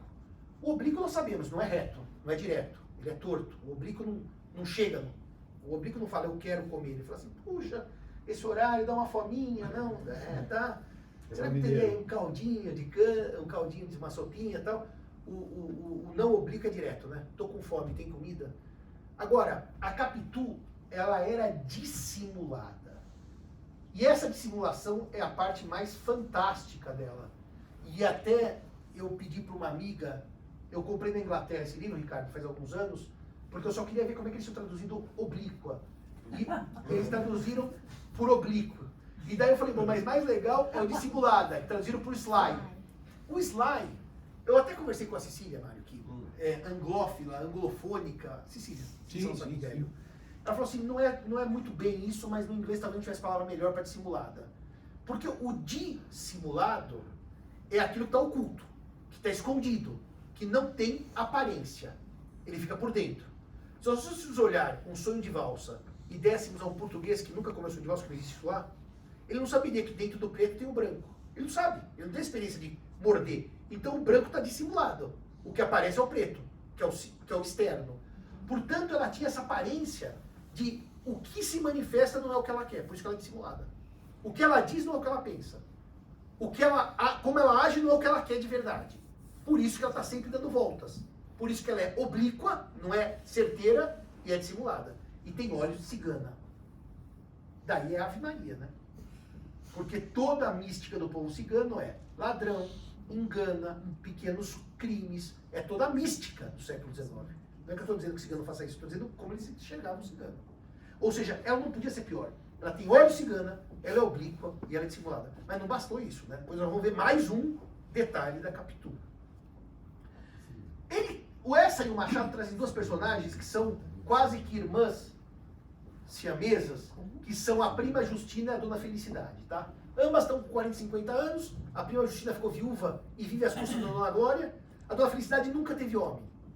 Todos que ela tentou morreram ou largaram dela.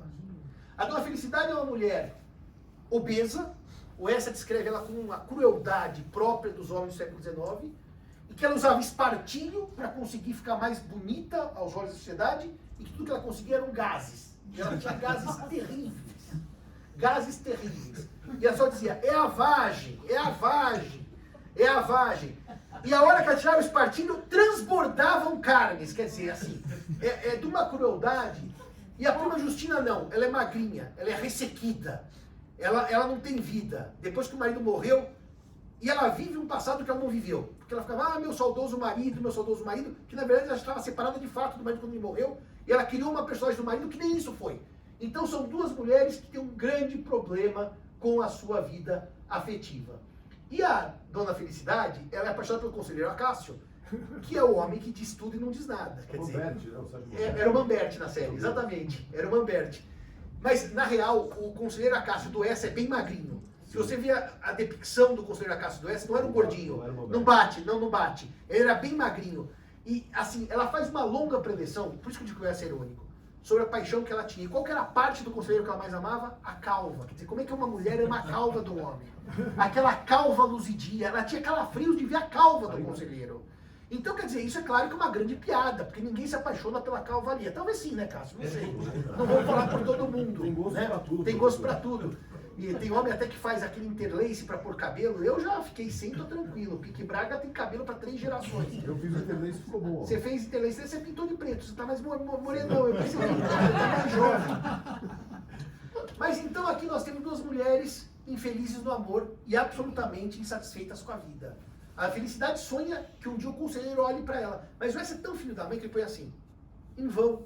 Porque o conselheiro era amigado com a sua criada de casa. Quer dizer, ele tinha uma mulher com quem ele mantinha relação sexual, que era a criada dele. Quer dizer, ela não tinha chance nenhuma. E ela fala assim, conselheiro, pelo amor de Deus. Ele fala, como amigos, Dona Felicidade. Ela chora e tira o espartilho e as banhas pulam. Isso quem diz é o Essa, tá? E a prima Justina nem homem via, porque ela não saía de casa. Só viu o tio Cosme.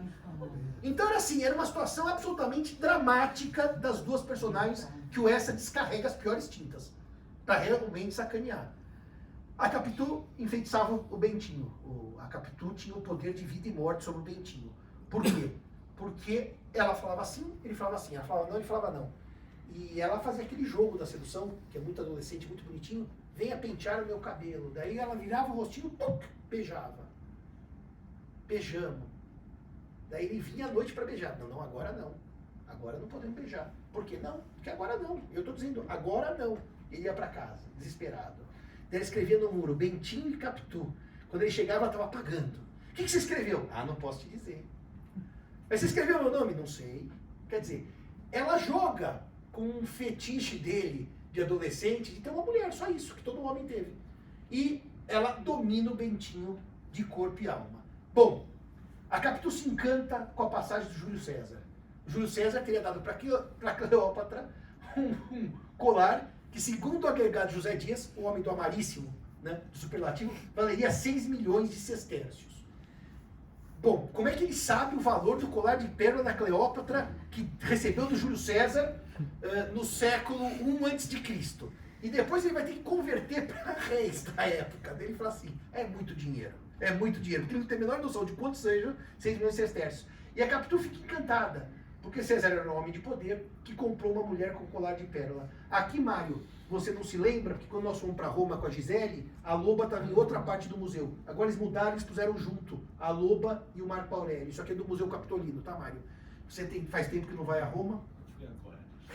Faz muito tempo que não vai a Roma, precisa começar a frequentar museus, Renata. Quem sabe agora com você? Porque na gestão anterior não tinha museu. Bom, não vamos falar mais sobre isso. É melhor de seguir aqui, porque a doutora Camila está até tremendo. Não, é brincadeira isso tudo. É tudo brincadeira. Não estamos falando nada sério, né, doutor Flávio? Doutor Flávio não fiz uma piada ainda, só vou chegar no testamento. Mas daqui a pouco eu vou chegar. Ela tinha, a Capitu, coitadinha, era tão pobrinha que ela tinha um espelho de pataca. Perdoai a barateza, quer dizer, a mocinha não tinha dinheiro para ter um espelho em casa no século XIX. Quer dizer, era uma situação de pobreza franciscana. E ainda era de argolinha de latão. Eu sempre digo, quando uso diminutivo é para piorar a situação. Não é uma argola de latão, uma argolinha de latão, comprado de um mascate. Então a situação da Capitu era de pobreza franciscana, tá tá certo? E aí chega a frase que pra mim, é a mais sedutora da obra, ao lado daquela primeira, que são os olhos de ressaca. Por que olhos de ressaca? Aliás, no inglês, Mário, vem tradução também que não é a melhor, mas não tem outra, que é tide. Tide é a maré. Ressaca não é maré. Ressaca é um efeito de uma maré bravia que puxa, que arrasta, Sim. que leva ao fundo. A ressaca no inglês eu acho que é hangover, não é? Mas de bêbado, de bêbado. Mas de mar, acho que o mar não fica hangover. Não, O mar. Acho que o mar não fica hangover. Mas, Seastorm, é bom, mas de qualquer maneira, é um mar que puxa. E o mar de ressaca tem uma coisa, né? Ele puxa e não devolve. Ele afunda. Então, a hora que ela olhava para o mar, ou ele olhava para os olhos dela, ele via aquela força magnética que puxava para dentro dela. E daí acabou, né? Não tinha volta. Porque na ressaca não há volta. Não é a maré que vai e devolve. É a maré que puxa e não devolve. Professor, essa é a praia do Guincho, tá parecendo ou não? Não. Você quer saber dessa A praia do praia? Guincho é bem maior do que essa, é bem mais longa, é verdade. E o Guincho tem aqui nessa ponta os restaurantes. Não, Sim. essa é uma praia, Maurício é um bom observador, é uma praia da ilha de Cefaleia, na Grécia. Não fazia essa. Eu fui visitar a casa da Calas lá, e é uma ilha que tem, a casa da Calas tinha muita coisa de mitologia, e é uma foto em Cefaleia, na Grécia.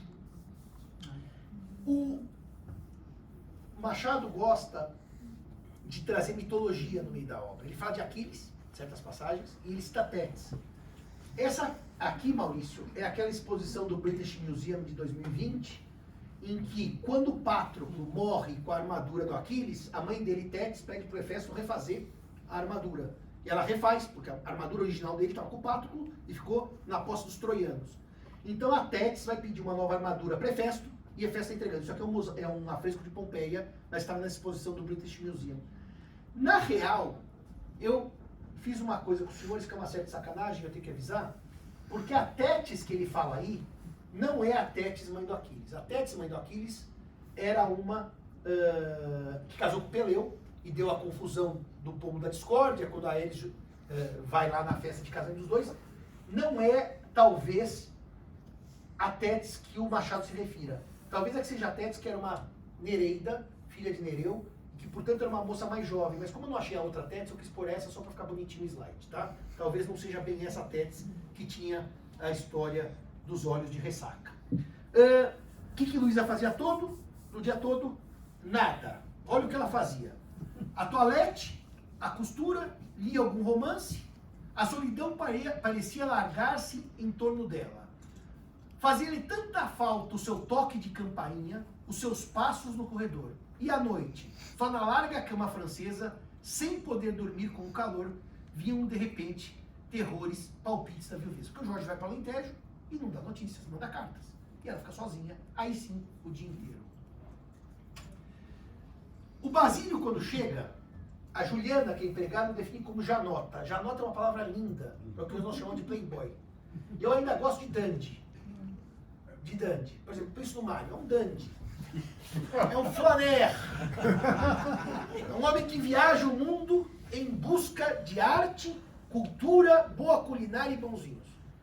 Você fala, Mário, e o trabalho? Ele fala, o quê? Ele fica de novo. E quando você liga para o Mário, ele está trabalhando, ele fala bem baixinho, Simão, trabalhando. Por que o Mário está falando baixinho? Porque eu não quero que ouça, eu tenho vergonha. Por isso que o Mário está pleiteando, doutor Flávio, aquela regra portuguesa, que para alguém ser nobre em Portugal, precisava provar que por 4 gerações ninguém na família trabalhou. Porque se alguém trabalhar, não ganhava o título. Porque trabalho é a coisa mais burguesa que existe. O senhor viu a série do Dalton Webb, quando a Condessa fala a frase mais linda da série. Weekends. What's a weekend? Quer dizer, existe período que você trabalha para ter que não trabalhar algum dia da semana? E aquele pretendente que era advogado, o cara trabalha. É um Trabalhava, advogado. é um advogado, e ela fazia isso. Mas ele é um advogado, quer dizer, um advogado. É uma coisa assim asquerosa, imaginar que o cara trabalha e ainda é advogado, né? Então o Mário, ele se identifica muito com duas personagens da literatura portuguesa, que são o Luís Bernardo, que vai a São Tomé e Príncipe a pedido do rei Dom Carlos, Porque ele era aquele homem que ficava no seu escritório produzindo artigos de jornal para criticar o rei. Todo dia saiu um artigo dele xingando a monarquia. Um dia alguém falou assim, ah é? Vem pra cá, você pra lá. O que? Eu? Não, eu só gosto de criticar. Não, agora você vai fazer. E manda ele para São Tomé e Príncipe, naquela briga do cacau da Cadbury, para dizer se Portugal tinha ou não escravos. É o melhor romance português do século XX. Não, claro, comparado com essa do século XIX. É o melhor. E tem a série da RTP, que é excelente. E o Fradique Mendes, que esse eu me identifico. Ele acordava... Desculpa, a série da TV portuguesa? Da RTP. De exatamente qual? Do Equador. Do Equador. Da história do Luiz Bernardo. Que vai conhecer em São Tomé e Príncipe a mulher do inglês. E os olhos da mulher do inglês são olhos que eu sonho até hoje. E aí, o Fradique, que esse eu me identifico. O Fradique era um homem excelente. O que ele fazia? Ia para Paris e ficava em Paris. Cansava, ia para Lisboa. Xingava Lisboa e voltava para Paris. Então ele tinha muito o que fazer. Escrevia cartas para Madame de Joire, que é a madrinha dele, e ele morava ali na calçada do Combro. Vocês estão aqui na Praça Camões, aquela que desce. Ele subia a calçada do Combro e ia assistir a missa na Madonna do Loreto. Tem a igreja desse lado e a desse lado. A Madonna do Loreto é desse lado, de costas para o Camões. E é um dandy. O Fradique Mendes, o grande problema da vida dele é que um dia ele vai para o Egito e resolve conquistar uma mulher e ele quer dar um presente emblemático para essa mulher. E ele trouxe uma múmia de um escriba. E a hora que a múmia chega em Portugal, para na alfândega e não sabiam taxar a múmia. Qual que é o produto que nós vamos taxar a múmia? E começa o problema alfandegário. E o Fradique conclui que a múmia tem que ser taxada como arenque. Se o arenque é um peixe seco, a múmia é um homem seco. É a mesma coisa. É a mesma língua. Para desembaraçar a múmia da alfândega. E o Fradique, que conta a história do Padre Salgueiro, que eu falei agora há pouco, ele tem a frase que mudou a literatura portuguesa, que todo português, da primeira série até morrer, repete. Que a hora que ele chega em Paris, de Paris, anos em Paris com toda a mudança, era noite, era Lisboa, e era o caos completo. Perdem a bagagem dele, ele não consegue tirar da alfândega, ele não acha um carro para levar para o hotel, ele está do lado dele com o criado escocês, que ele morria de vergonha de levar para Lisboa, porque o escocês era finíssimo. E ele olha para o criado escocês, que é o Smith, com aquela cara de tristeza, e o Essa diz, era Lisboa e chovia. Sabe o desespero de uma pessoa? Se olhar, era Lisboa, 3 pontinhos e chovia. Essa frase do Essa marcou a literatura portuguesa. Você fala para qualquer português, quando uma desgraça, era Lisboa e chovia. É a draga da sua vida, a sua existência acabou nessa frase do Fradique Mendes. Onde mora a Luísa? O doutor Flávio falou assim, não, você não vai deixar de falar onde mora a Luísa. Eu falei, tá bom, eu vou falar onde mora a Luísa. O Essa vai dizer que a pedra patriarcal fez parar um cupê vazio e estendido com chapéu nos joelhos, etc. A patriarcal é o lugar, talvez o Mário Delgado tenha o maior prazer em passear em Lisboa. Só que não chama mais patriarcal há séculos. Chama-se Príncipe Real. É aquela praça, você está saindo do Rato, tem aqui a Escola Politécnica, o Jardim Botânico, você vai andando. Tem um lugar que o Mário vai muito, chama um Dachada para tomar gin, aquele pé de Mourisco.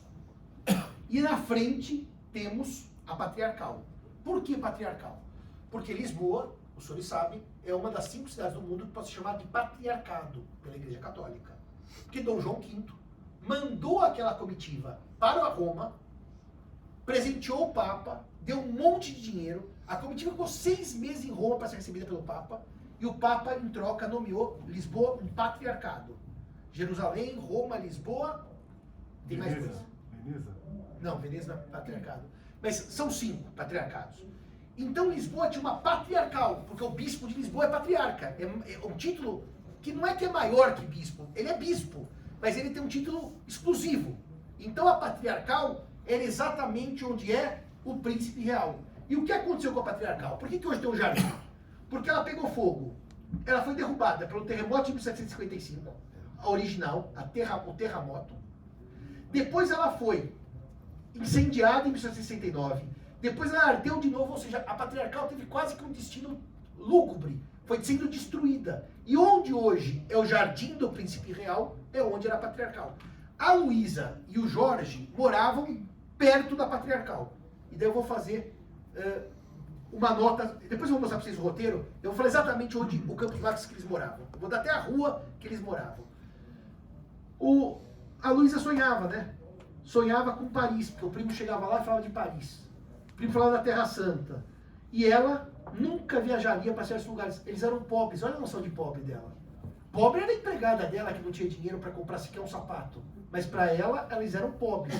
Pobre era a Capitu que não tinha um espelho. Mas para ela, eles eram pobres. E a vidinha dela estava condenada à infelicidade. O Jorge, marido da Luísa, é a personagem que na literatura a gente chama de flat. Ele não tem densidade nenhuma. Ele não tem história. É um cara que é um chato, um machista e que viaja e abandona a mulher. E vai voltar para, no fim, ver, segundo o autor, se ele descobre e mata ou se a vida prossegue. Ele não tem nenhuma densidade. O Basílio é um sujeito que é a fantasia, certo? É aquele mundo idílico que ela nunca vai viver. Então, enquanto um é pé no chão, sabe qual é a profissão do Jorge? Ele é engenheiro de minas. Ele vai para o fundo para tentar achar metais preciosos. O Basílio está no céu, está voando, está flanando. Por isso que ele é um flaner. Então são dois homens completamente distintos na vida de uma mulher. Bom, deixa isso quieto aqui e vamos lá para prosseguir porque eu quero acabar. Onde morava a Luísa? A Luísa vai da Praça Camões para casa. Viu passar calada as casas apagadas da Rua de São Roque. Está aqui o Camões, tá? Aqui está a calçada do Combro, aqui à esquerda está a Rua da Misericórdia. Ela vai subir a Rua da Misericórdia. Oi? Ali Garré, não? A Garré está aqui. Aqui, aqui desce é a Rua do Salitre, que tem Garrete, o desculpa. Garrete. Nunca vai falar. Aqui desce é a Rua do Salitre, que tem a estátua dessa. Então você vira à esquerda, passa pela calçada, pela Rua da Misericórdia. Ela passou pela Rua de São Roque, onde está o nosso amigo. Ela subiu aqui, onde está hoje a estátua do Padre Vieira, tá certo? Eu até deixei aqui no próximo slide uma dica turística para quem não entrou em Lisboa, na Igreja de São Roque. A capela, a última capela do canto esquerdo, é a capela do tempo do Dom João V, que é a capela, uma das mais bonitas de Portugal e do mundo, ganhou prêmios artísticos, tá? Tá dentro da Igreja de São Roque, a última capela perto do altar do lado esquerdo. Ela continuou subindo e foi para onde? Ela passou pela fachada do Moinho de Vento e os Jardins Adormecidos da Patriarcal. O Moinho de Vento, muito provavelmente, ficava onde hoje é o Mirador de São Pedro de Alcântara, porque ele foi destruído, não tem mais reminiscência. Então ela continuou subindo e chegou aonde? Aos Jardins Adormecidos da Patriarcal, que é exatamente aqui. Ou seja, Mário, se você estiver aqui no Príncipe Real de costas, você estava subindo de cá, né? Tá de costas, a Rua do Século está aqui. Onde o Jorge e a Luísa moravam? Naquela ruazinha que desce. E que se você continuar a pé aquela ruazinha, ela está bem em frente. Tem aqui o prédio da Embaixada Morisca, você está de costas, você vai chegar na Praça da Alegria, que era onde a Luísa encontrava o Basílio para pegar o caleche e ir para os arroios. Ou seja, ela descia. O normal seria subir, porque o centro da cidade estava para baixo. Ela descia. Ela ia para uma rua sinuosa para encontrar o Basílio, para ter as tardes de amor lá nos arroios, até que ela encontra o Ernestinho. E ele fala: prima, o que você está fazendo nesse buraco? E ela não tem explicação, né? O que você veio fazer nesse buraco? Era ali que eles moravam, de frente de onde a gente chama hoje de Príncipe Real. E aí o Essa tem uma coisa que é muito mais sedutora que o Machado. O Machado faz realmente aquela cena de adolescente, da Capitu virar a cabecinha, dar o beijinho, mas... Olha o Essa, o que ele faz. Luísa ficou inerte. Os beiços brancos, por que brancos? Faltava sangue. Ela estava tão emocionada, palpitando, que faltava sangue no beiço. E os olhos cerrados. E Basílio pousando-lhe a mão sobre a testa, inclinou-lhe a cabeça para trás, exatamente como a Capitu fez. Ela virou para beijar o Bentinho assim, a cabeça para trás. Beijou-lhe as pálpebras devagar. Quer dizer, não foi pular no lábio dela. Isso é coisa de amador. Isso é coisa de 15 anos. Ele foi nas pálpebras da Luísa. E depois a face. E depois chegou aos lábios. E depois, muito profundamente, né, os lábios. E os beiços entreabriram-se. E os joelhos dobraram. Ela literalmente desfalece com os beijos do Basílio. Quer dizer, vai ser bom no inferno. Vai ser bom no inferno. Não o Basílio, o Essa. Tá? Não é o Basílio, não. É o Essa. E Luísa, depois de beijar o Basílio, e ao mesmo tempo, contra a sua vontade, a certeza daquela ausência dava uma sensação de liberdade. Quer dizer, a ausência do marido e liberdade conjugal. Liberdade de vida, que ela nunca vivera, né? A ideia de poder se mover à vontade, repare. Ela ficava presa dentro de casa. E onde ela vai se mover? Nos desejos. nas curiosidades. E é aí que a Marisa Monte, na minha opinião, pegou a frase mais bonita. Eu não trouxe não, prima. Ficou em casa. Você sabe qual é a frase mais bonita que a Marisa Monte pegou? Tinha suspirado, tinha beijado o papel devotamente. Era a primeira vez que ele escreveu aquelas sentimentalidades. E o seu corpo ressequido se banhava, se dando num banho tépido, e sua vida se enchia de um luxo radioso de sensações. Quer dizer, a Luísa se descobre mulher aos 25 anos numa banheira a ler uma carta. Aquela carta transforma a Luísa em mulher. Capitu era mulher desde o primeiro dia, que ela xingava a sogra, propunha beijo. A Luísa era um nada. Ela se descobre mulher dentro de uma banheira, tomando um banho tépido, calidário, frigidário e tepidário, né? O morno, quando ela lê a carta do Basílio. E a sua vida se enche de um luxo radioso de sensações. E daí a Marisa Monte diz, amor, I love you, né? A senhora sabe daí. E aí, amor, I love you. Assim como, é interessante isso, o Macunaíma, quando ele volta a ser homem, ele sai do processo, o Macunaíma não, o do Guimarães Rosa. Ah, cacete, como eu gosto daquele conto. O Augusto Matraga, desculpa, esqueça o Macunaíma. O Augusto Matraga, ele vai para a santificação. E ele volta a ser humano quando ele acorda e diz assim, ai que preguiça, meu Deus, que a preguiça é o mais humano dos sentimentos. A Luísa se descobre pela primeira vez mulher, ser humano, aos 25 anos. Porque antes ela coçava a orelha, tamborilava a traviata e lia Romance das Camélias. E aí ela é mulher de verdade. Portanto, o destino dela, como disse no primeiro slide, estava traçado. Ela tinha que trair o Jorge. Ela não podia se furtar a viver. Porque era uma chance única dela viver. O que acontece então? O Basílio prega o amor sem responsabilidade. Olha aí, doutor Flávio, a sua foto, a primeira que você me mandou, está ali no meio. Não é do senhor, da sua pessoa, é que o senhor tirou a primeira foto, é do Essa de Queiroz. Da onde que é a cidade, doutor Flávio, mesmo que o senhor disse? Aveiro. Aveiro. É de Aveiro, né? E o amor sem responsabilidade, eu deixei de um lado a Vênus do Botticelli e do outro os dois anjinhos do Verrocchio, que esse aqui foi o Da Vinci que pintou quando era aluno, esse aqui é do Verrocchio mesmo, porque aquela história, eu só quero prazer. Tenho um marido que cuida, tenho um marido que paga as contas, eu me divirto e vou embora. Tanto é verdade que a Juliana vai dizer exatamente isso. O marido veste, o marido calça, o marido alimenta, e o primo? O primo chega, bate no ferrolho da porta, faz o que quer e vai embora. Repare como, no fundo, a empregada tem uma visão perfeita da realidade. A realidade burguesa é essa. Em que momento que eu me divirto? Com o amante. E o marido paga as contas. Para o Basílio era jogo sempre de vitória. Ele nunca ia perder. E a Luísa podia ganhar ou perder. No slide que eu pulei, o Basílio vai dizer para a Luísa que a diferença... Essa aqui, Mário, é a Ana da Áustria, a quarta mulher do Filipe II. Tá? A quarta. A primeira não sabemos quem foi, né? Sabemos? Não. Do Filipe II, da Espanha.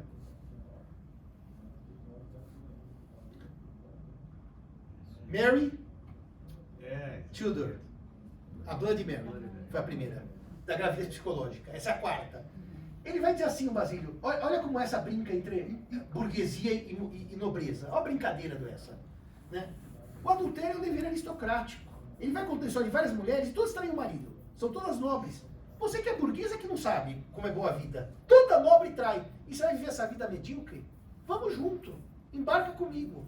Então ele cria um clima até para mostrar que a virtude que a Luísa defendia era a pequena burguesa. Na aristocracia todo mundo traía. Não tinha mulher fiel. E você vai ser boba de ficar... Isso é muito pequeno burguês. Olha a ironia do essa com burguesia. Até a traição é uma virtude, segundo essa, a partir da luz do Basílio, que era um pervertido. Claro, né? Ele chama de ocupação reles de um temperamento burguês. Bom, vamos aqui chegar no final. O Bentinho não conseguiu unir as duas pontas da vida. Ele é um homem que tentou e não conseguiu. Eu pus aqui até o Heródoto, que como Heródoto, o Homero, ele é cego e ele é permeado pela mitologia, ele não conseguiu unir as duas pontas da vida. Não conseguiu. Ele é um fracassado. Ele é um homem que sofreu. E daí vem a pergunta, Capitu traiu ou não traiu efetivamente? O Miguel Matos, nesse livro dele, vai dizer que Capitu traiu Bentinho. qual é o argumento para dizer que Capitu traiu o Bentinho? Ele pega duas obras do Machado, A Mão e a Luva e o Dom Casmurro. E ele diz assim, o capítulo da traição chama Embargos de Terceiro. É o mesmo capítulo que Machado, Na Mão e a Luva, mostra a traição. E, portanto, se lá ele chamou de Embargos de Terceiro, aqui Embargos de Terceiro quer dizer que tem um terceiro na relação. E esse terceiro efetivamente existiu, que é o Escobar, e Capitu realmente traiu. Essa é a leitura do Miguel Matos, que ocorreu a traição, portanto, nesse livro. Existe um problema aqui nessa história. Qual é o problema? Deixa eu voltar aqui, depois eu volto aqui. O Machado, de maneira sutil, ele constrói desde o nome do Bentinho, que é Santiago, até os bustos da casa, até os detalhes da escrita, uma pessoa que era um narrador da sua própria vida. Que não há ninguém mais inconfiável do que você mesmo para narrar sua própria história. Ele dá essa dica. E eu tenho absoluta certeza, e sempre tive, que o Bentinho não contou uma história. Ele narrou uma impressão sobre uma história. Ele não narrou o que ele viu, ele narrou o que ele sentiu. E quem narra o que sente é menos confiável que qualquer outro narrador. Tem alguns pontos da história, até o Bunazar estava relendo comigo, me ligou outro dia, falou, Simão, eu tenho 2 pontos que mostram como a Capitu não traiu o Bentinho. Um deles é que, em uma certa hora, o Escobar chega a sugerir que a filha dele, da Sancha, se case com o filho da Capitu do Bentinho. E se ele soubesse que ele era pai dos dois, ele sugeria um incesto. Eu até acho que isso pode ser um argumento, mas acho totalmente despiciendo. Aí, eu ganhei de presente um livro de um amigo meu, do namorado da Cissa, o João, sobre o Cesário Verde. Foi um poeta do século XIX. E o professor que introduz a obra chama Mário Riga. E ele vai explicar a literatura do século XIX para introduzir o Cesário, que é o poeta. Só que ele chama o poeta, Cesário Verde, do poeta mais prosaico em língua portuguesa. Que ele é um poeta que chegou muito perto da prosa. Então, para chegar na obra do Cesário Verde, ele precisou fazer uma interpretação da prosa chamada ficcional e da prosa chamada confessional. A prosa chamada confessional, Mário, é o que essa fazia com o Ramalho Ortigão nas farpas. Ele tratava de fatos reais, criava uma simbologia e confessava uma opinião por trás de uma história real.